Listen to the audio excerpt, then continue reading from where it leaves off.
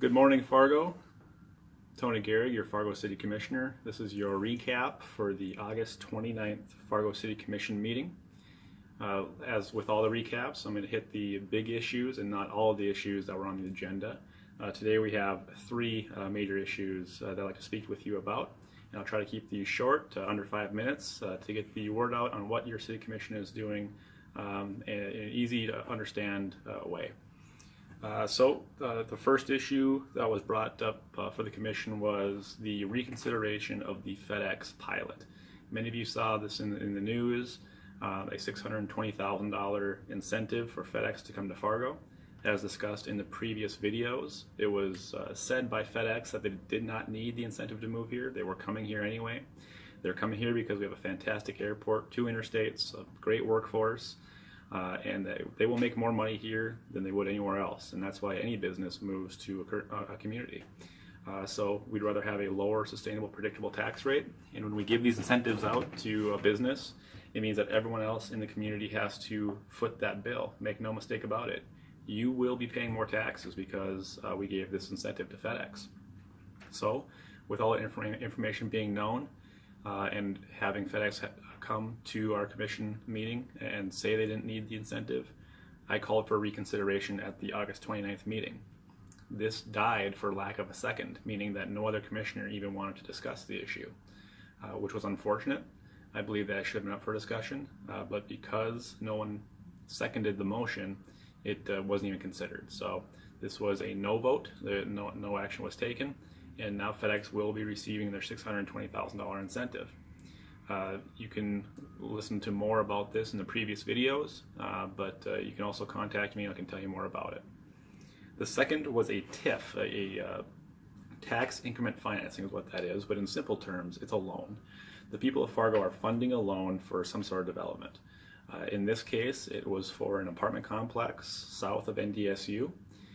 They're asking for $190,000 that will be paid back with what they would pay in property taxes, which means that instead of paying for schools, parks, the airport, the county, and vector control, all the other things that you pay for in your property taxes, instead of doing that, they'll simply pay back the loan to the city of Fargo.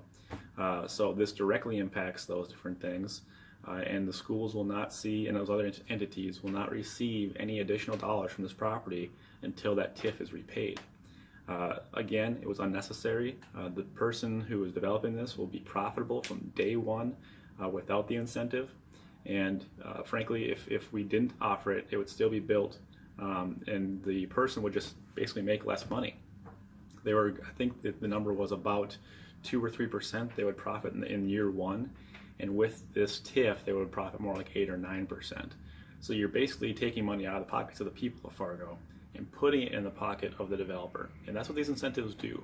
So again, make no mistake about it, these impact you directly, and not only do they impact you, they impact schools, parks, and all those other important things that property taxes go to fund. There was a no vote, and there were 2 no's on this one, but it still passed. So the individual will still be receiving a tax increment financing for this project, but there will be more of these coming, and the people of Fargo need to really speak up if you're opposed to these type of things. The last thing we'll talk about today is the election committee. We talked about this in an earlier video. Really quickly, every commissioner had the opportunity to elect one person to the committee. We also have 2 chairs of that committee, one of them being former Mayor Bruce Furness, and we also have multiple, I think two college professors in the area of political science that will be there to help us work through these issues with the election committee. So you can see more about that in the previous video. One thing that was continued was an eminent domain request for a project on Oak Creek Drive. That was continued because the individual who owns that property was unable to make that meeting, but we'll talk about that in the next video coming up here. So that was the recap for the August 29th City Commission meeting.